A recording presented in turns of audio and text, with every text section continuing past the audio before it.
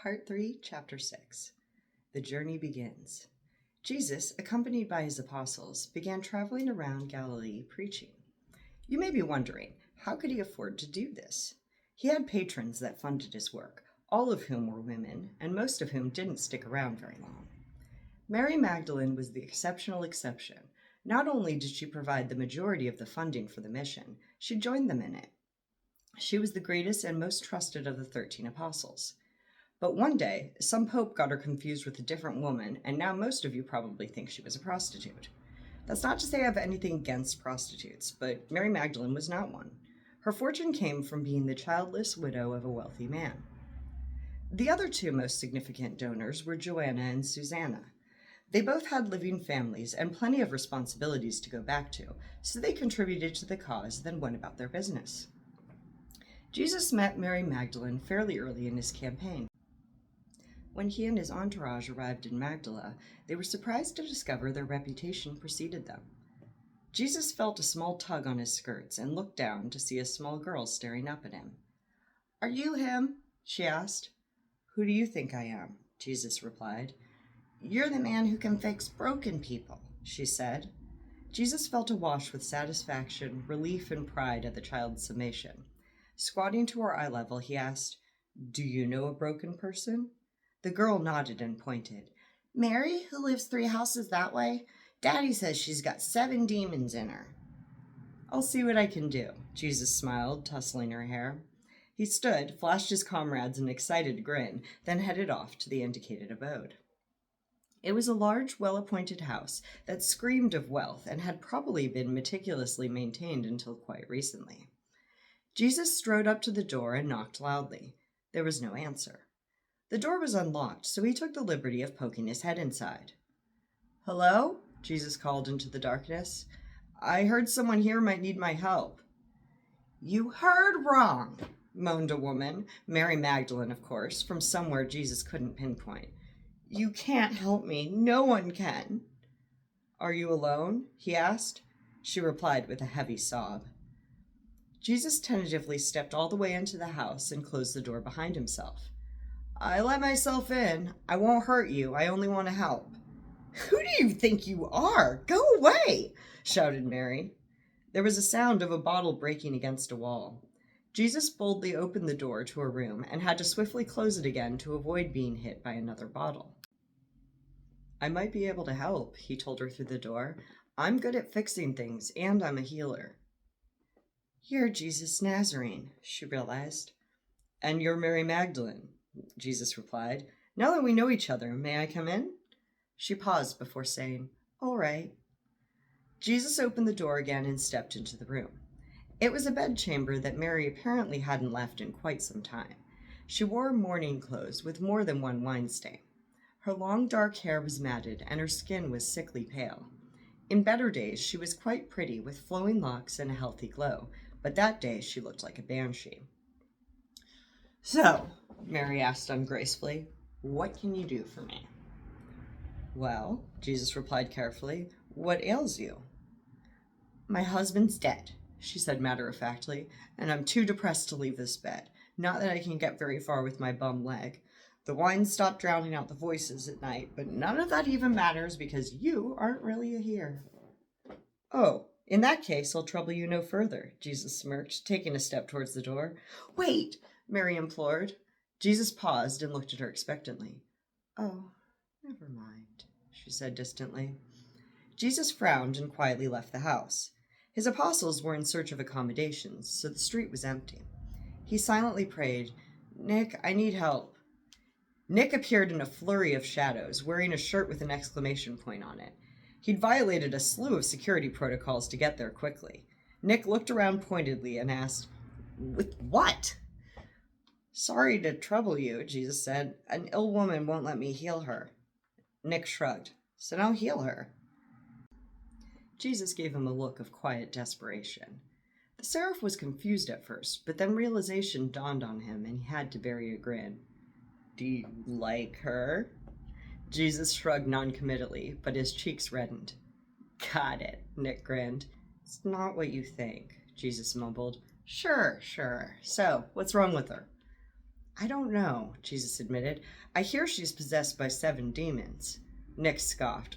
That's ridiculous. I'd never authorize that. She's probably got some sicknesses or something. I'll check it out. He ghosted into the house, investigated for about a minute, then floated back to Jesus. Well? The Messiah asked hopefully. Nick summarized. She's depressed and grieving. She's got some sort of delusions or schizophrenia. It's hard to tell unless I poke around more. Alcoholism. At some point, she broke her leg and it's set wrong. Scoliosis, that's a twisted spine. Oh, and a touch of leprosy.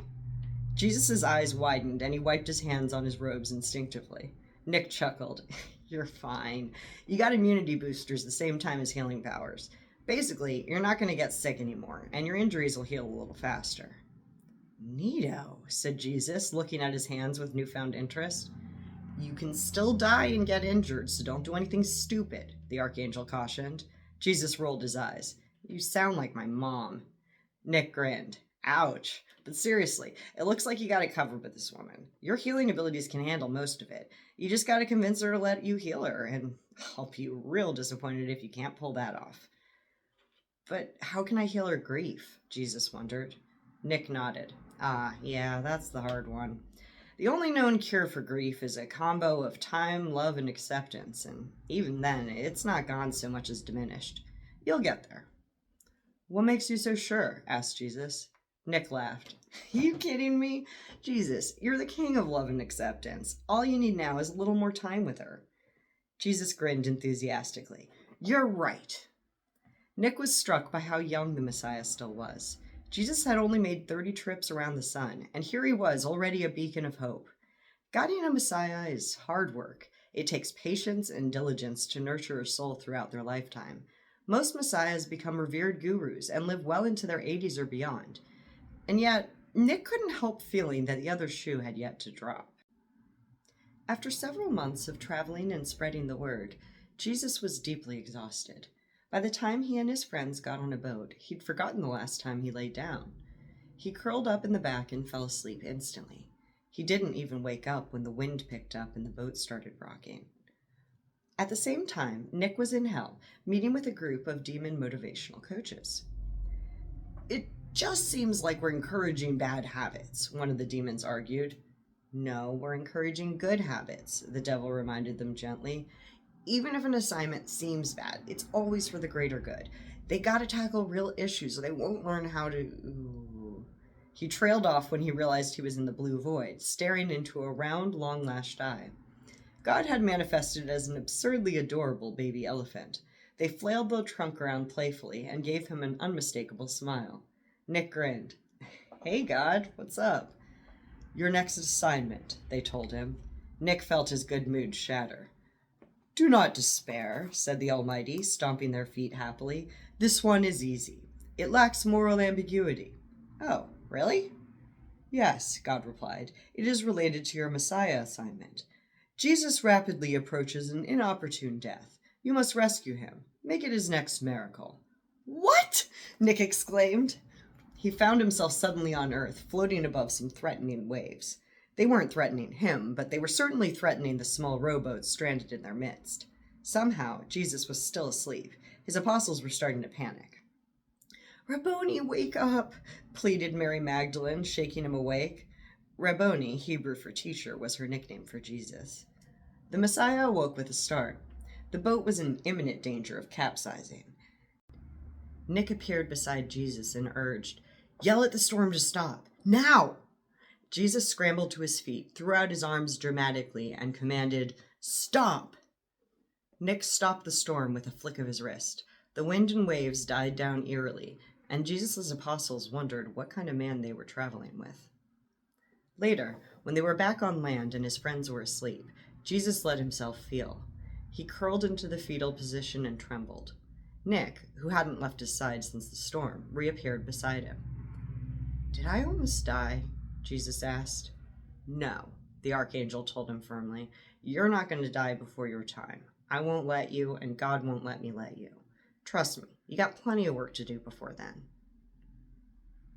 To me, one of the least fathomable things about humans is your insistence on not taking credit for your own miracles. Sure, sometimes we're flitting about pulling strings, but sometimes it's just you humans doing miraculous things. One of my favorite examples of this is Jesus' Sermon on the Mount. In those days and in that place, when humans listened to an orator, they expected to be there for hours, maybe all day. So they would pack a lunch, plus a little extra in case someone else neglected to bring food along. When the apostles passed around baskets of loaves and fishes, those who needed the food took some, and those who had extra food put it in the passing basket. Most of the added food was bread and fish, since those were the staples of that place and time.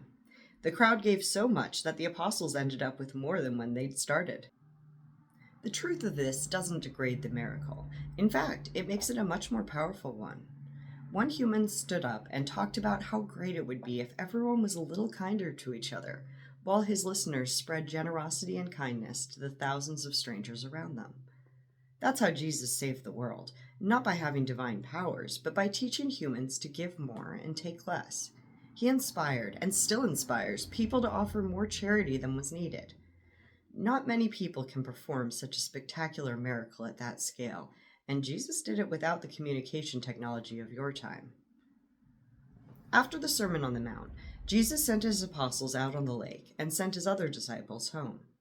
Once alone, he knelt down and prayed, "God, thank you for today. I'm blessed to be your loyal servant." He continued in that vein for a while before adding, "Nick, if you're listening, any notes on how I can improve?" Nick, who was standing invisibly beside him, flickered into Jesus' audiovisual spectrum while remaining hidden from other humans. He scoffed. "Improve? That massive adoring crowd's not good enough for you?" Jesus smirked. "Not good enough for you either, or you wouldn't be here." Nick laughed. "You're too clever for my own good. But the truth is, your speech was riveting, and your followers do you credit. We're going to tap into today's momentum and surprise your apostles with a fun little miracle." Jesus' eyes lit up. "Who should I heal?" "Not a healing miracle, actually," Nick told him. "I'm going to do this one while you play along." "Wouldn't it be easier to give me the power to do my own miracles?" the Messiah suggested. Nick shook his head. "Not really.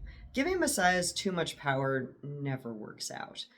It's amazing what some people can turn into weapons. Healing's pretty safe, so that's all you get. But it's not impressive enough by itself, so this is our compromise. It's like when we calmed the storm and when we turned water to wine, remember?" Jesus grinned, vaguely. "So, what miracle will I pretend to perform?" "You're going to walk on water," said Nick. "How?" "I'm going to make a faith bridge," Nick explained. "You'll be able to see it and me, but no one else will. Anyone with enough faith can walk on it." This was a lie. Nick was fully capable of supporting anyone on the surface of water, and there's no such thing as a faith bridge. It's standard procedure to alleviate any doubts a Messiah has about their faith and to help us verify they're ready. It isn't always walking on water. The important aspects are that it seems impossible and allegedly requires great faith to accomplish. "How much is enough faith?" Jesus wondered. "Great question," Nick said. "For this, you gotta truly believe the bridge will support you. If you doubt it, you'll fall right through." "Don't look so worried. You'll do fine. I'm gonna be with you the whole time." Jesus relaxed. Then he laughed, realizing they're gonna freak out. The devil chuckled. "Oh, totally. When you get to heaven, remind me to show you the gallery of shocked apostles. We got pictures of all the world's apostles right when they're faced with proof of divine powers. Some of them are just priceless." "Thomas will have the stupidest look on his face," Jesus chortled. Sure enough, Thomas's shocked apostle photo is one of the funniest. "And Peter will go overboard insisting he believed all along," Nick added. They both roared with laughter at that. Nick touched the water, altering its properties in a narrow path between Jesus and where his apostles would be by the time he reached them. Jesus hesitated, terrified of disappointing his mentor by falling through the bridge. "Hey," Nick said gently, "I'm proud of you no matter what. You know that, right?" Jesus relaxed and smiled appreciatively. He stepped onto the bridge and heaved a huge sigh of relief when it supported him. He could feel the water under his feet, but it didn't feel wet. The meniscus was strong enough to hold his weight.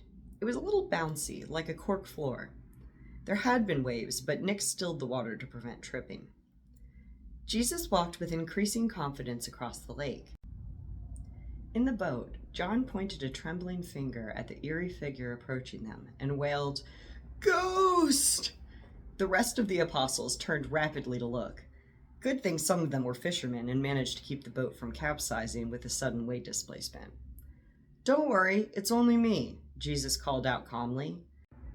Nick pushed the clouds aside to let moonlight shine down on the fantastical scene. The apostles collectively gasped. After collecting himself, Peter asked, "Lord, can I join you?" Jesus blinked in surprise. Nick shrugged, then mouthed the word overboard. Jesus was hard-pressed to turn his laugh into a cough. "Sure," said the Messiah. Peter clambered over the edge of the boat, whose occupants all stared at him with disbelief. His eyes locked on his Messiah as he took one step after another. Nick let out a high-pitched whistle, and a strong gust of wind barreled across the lake towards them. Peter instinctively turned towards the disturbance and nearly lost his balance. Nick reapplied standard physical laws on the water beneath Peter, who plunked into the lake like a stone. Jesus caught him and dragged him up onto the faith bridge. "You sank because you lacked faith," Jesus scolded him. "Why did you doubt?" "I'm sorry, Lord. I was frightened," Peter admitted. Nick re-solidified the faith bridge, and Jesus led Peter back to the boat. "You truly are the Son of God," the apostles concluded. "Son of Man," Jesus corrected quickly. If you read the Bible, which I obviously recommend, you'll see that he called himself a Son of Man frequently, but never said that he was the Son of God. He talked about father and son relationships to explain humanity's relationship with the Creator, which is easy to take out of context. And once he pseudo-agreed with Peter's assertion that he was the Son of God, but in fairness, that was after a solid hour of Peter pestering him about it. Jesus had affectionately dubbed him Peter because he was as unyielding as a rock.